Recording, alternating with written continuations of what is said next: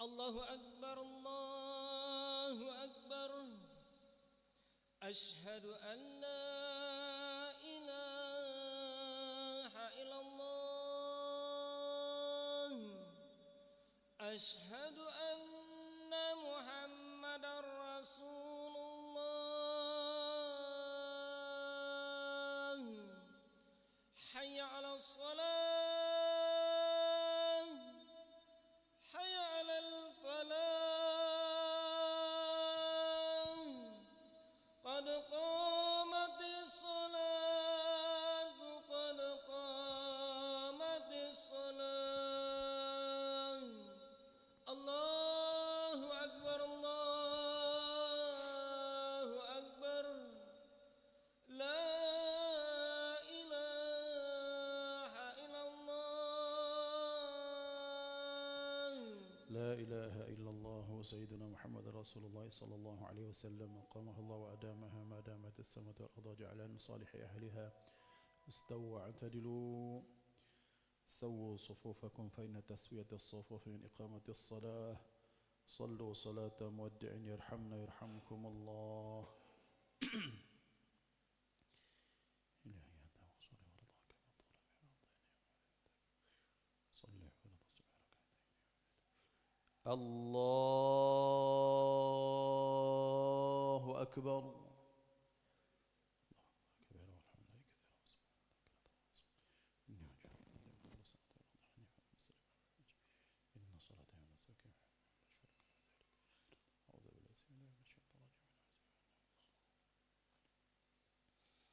بسم الله الرحمن الرحيم الحمد لله رب العالمين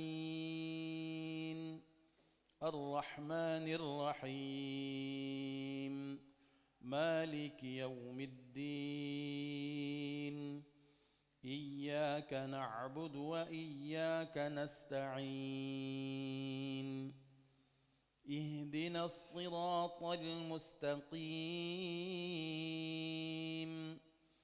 صراط الذين أنعمت عليهم غير المغضوب عليهم ولا الضالين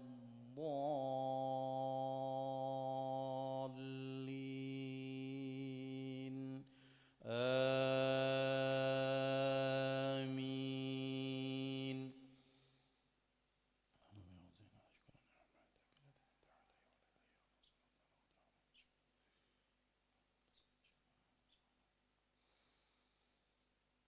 واتبعوا ما تتلو الشياطين على ملك سليمان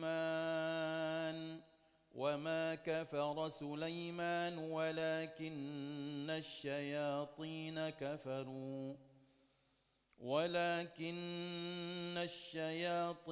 كفروا يعلمون الناس السحر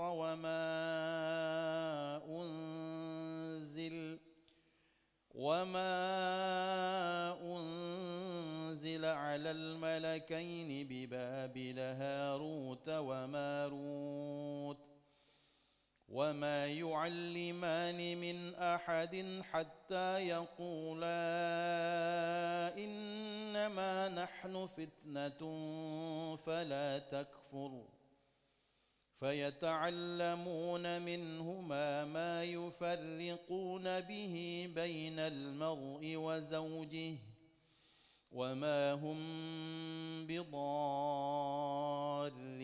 به من أحد إلا بإذن الله فيتعلمون ما يضرهم ولا ينفعهم ولقد علموا لمن اشتراه ما له في الآخرة من خلاق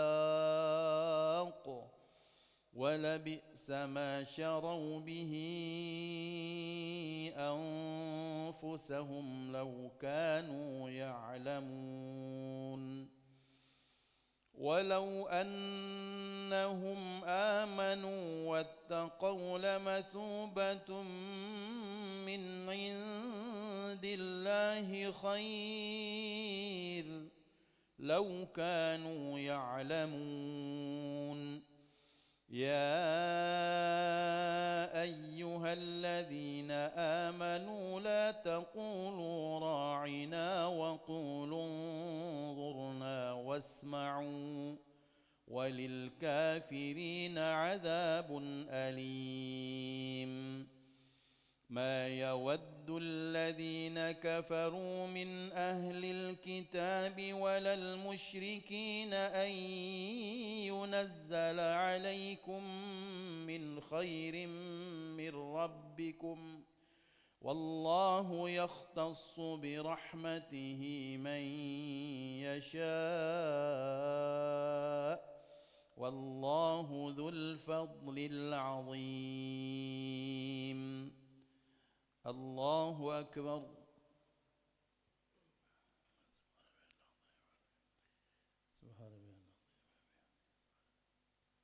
سمع الله لمن حمده الله أكبر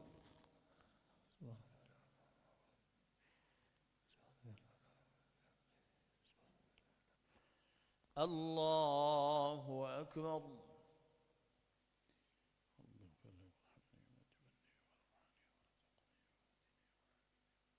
الله أكبر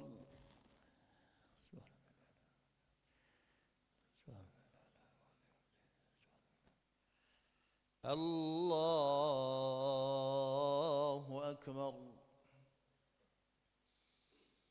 بسم الله الرحمن الرحيم الحمد لله رب العالمين الرحمن الرحيم مالك يوم الدين إياك نعبد وإياك نستعين اهدنا الصراط المستقيم صراط الذين أنعمت عليهم غير المغضوب عليهم ولا الضالين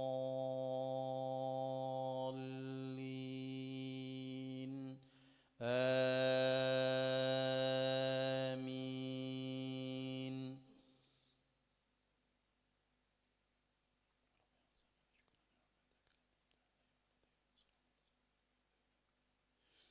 بسم الله الرحمن الرحيم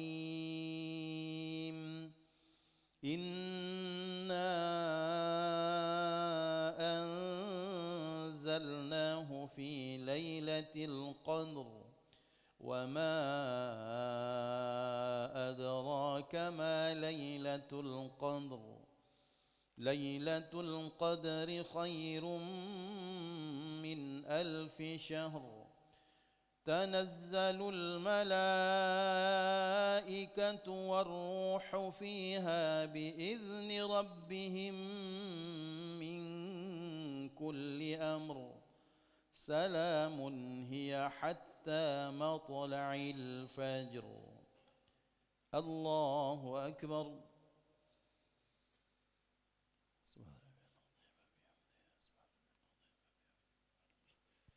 سمع الله لمن حمده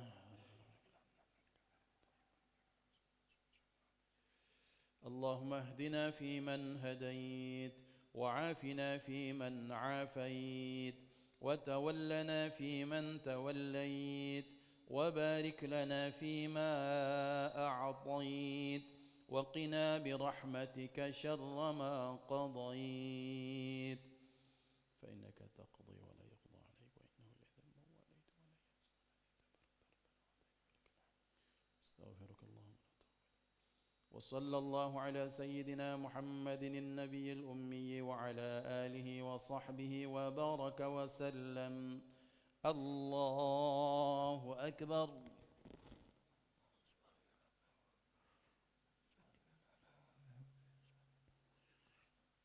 الله أكبر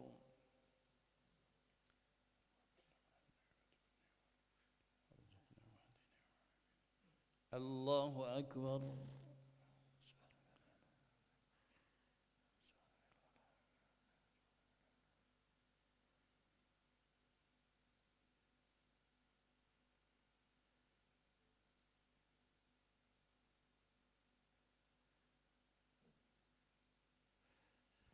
الله أكبر.